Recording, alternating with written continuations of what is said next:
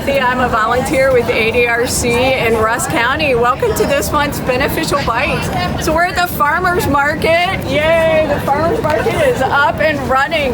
And I want to introduce you to Martha and Jim. These are the market managers. So Jim is here on Wednesdays and Martha's here on Saturdays. If you have any questions at all, they're your go-to people. And new this year at the market, they're taking EBT again. So you come and see them, and they'll give you a wooden nickel that you can use in the market, and they'll show you, tell you how it all works.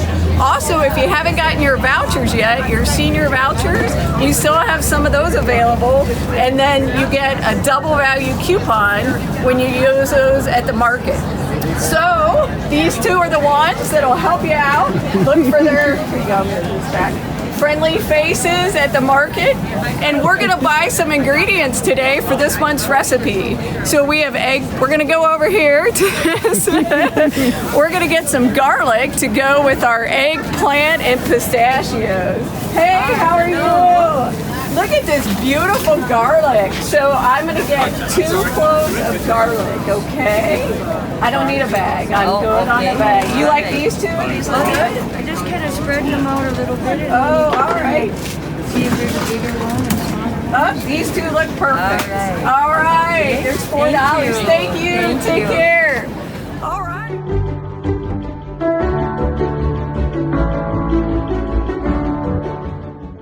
Yeah, it was a lot of fun at the farmer's market. I hope to see you at a future farmer's market. It's a great place to get all your fruits and vegetables. And one thing they're doing this year is posting on Facebook every week what they have. So if you're after something in particular and want to know if they have it, be sure to check the Facebook page before you go. It could save you a trip. But we got all our ingredients and we're ready to make this month's recipe. So this month we're featuring eggplant.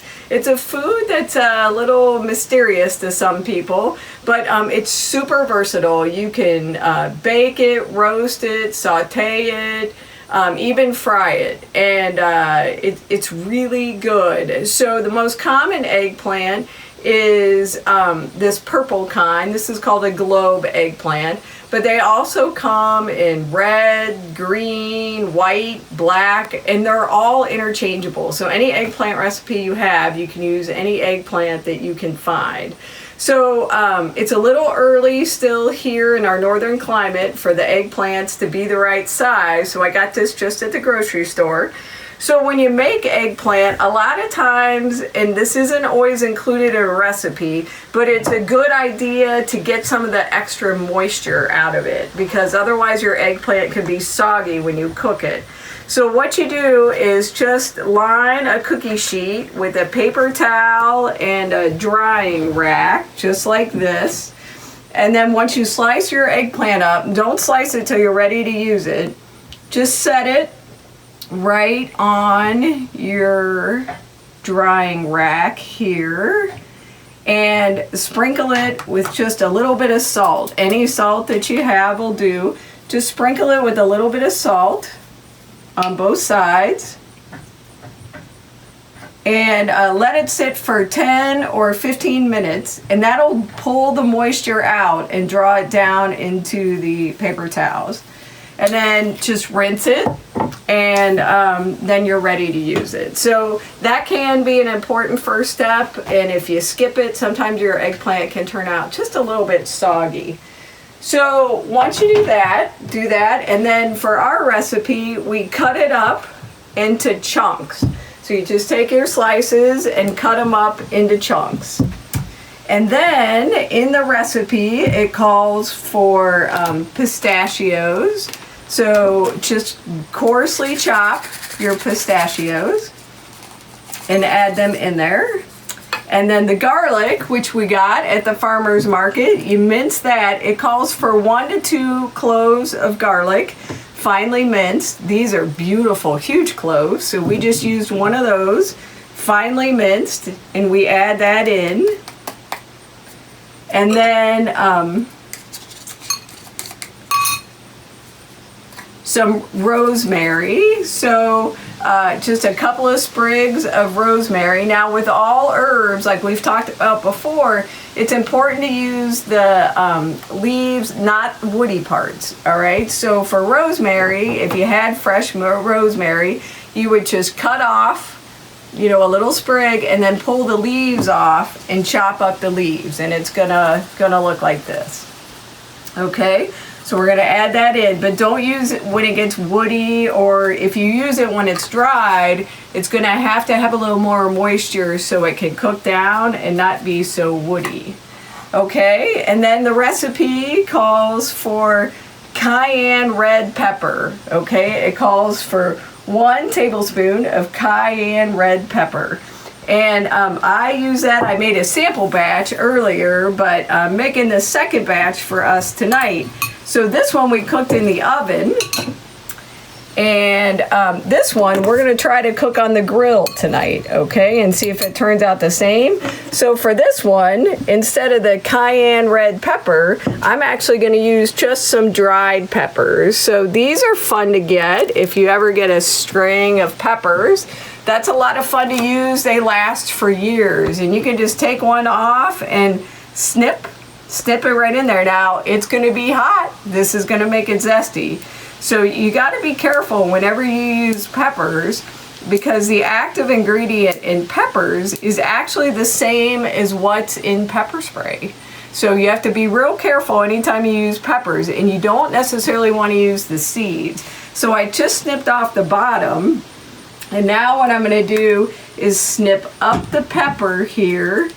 I'm not sure if you can see. I put my videographer to the test today this week. And we're going to get these seeds out of here, okay? Because that's where all the extra heat is. And that'll just be too much. So then we're just going to take little snips of this pepper and cut that right in there. But if that's too much for you, because this is going to be super spicy, but since we're going to roast it on the grill, I thought that this fresh cayenne pepper, dried cayenne pepper, would really be a nice touch.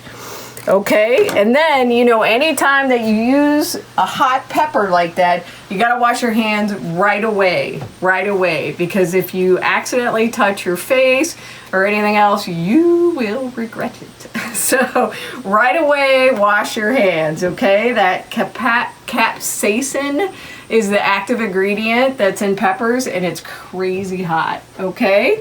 So for our recipe, all we do is put all these things together. The eggplant, the pistachios, the pepper, and the garlic. And you stir it up, and that's all there is to it. So what I did then was put this in the oven, just like it says. And that goes later. And yeah, normally you would put the olive oil in first, but in this recipe, and I have to admit I was skeptical, you put it in at the end. And I think the reason why is, so you stir all this up, you put it in the oven, and you cook it at 400 degrees for 45 minutes. Now, as we know, it's pretty hot. So run in your oven for 45 minutes during the day. Woo! Do it when you're making something else, or do it in, I don't know, because it was hot. I did it this afternoon, and it was hot. But the reason you don't put the olive oil in first is because it actually roasts the nuts too. So it dries out the eggplant a little bit more, and then it gives a nice roast to the pistachios as well. So that rosemary and the garlic bakes right in there. You have to tend to it about every 15 minutes. Give it a good stir. Okay? So when you do that, then this is what it's going to look like when it comes out. Okay? So you know your eggplant's done when it changes color. It's this kind of browner color, and you've got the nice toasted pistachios and everything in there. And now is when we take just 1 tablespoon of olive oil just to moisten it up. So we're going to put this in right before we eat it and moisten it up just a little bit. It's a great side dish. You can have it with fish or chicken, or we're actually going to have some venison on the grill tonight and have it with that. So, like I said, you can make eggplant any way. It's super versatile. So this, I roasted in the oven. I cooked it in the oven. But this, tonight, we're going to cook on the grill. So I'm just going to put it into an aluminum foil packet. Super easy to do. So all you do is just get a nice piece of aluminum.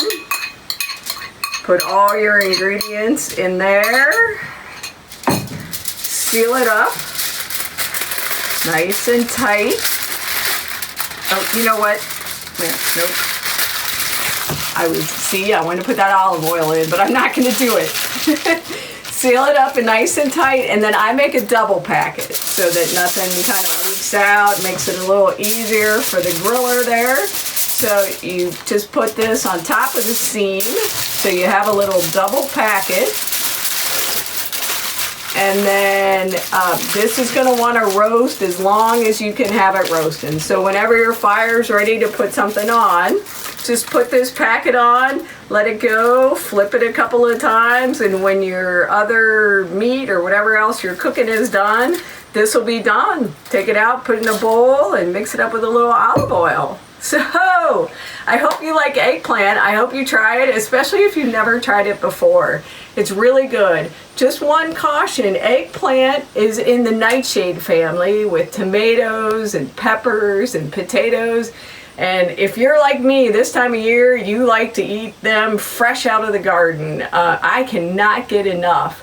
But nightshades can be inflammatory. So if you have any kind of inflammatory issues, you have to kind of be careful because they can aggravate those. So I try hard to only eat nightshades 3 times a week. And it's a struggle because they're tempting. But just a cautionary note. So next month we're going to meet Fawn, the new elder benefit specialist. And we're going to make her favorite salsa with some tomatillas. So we'll see you next month. Thanks.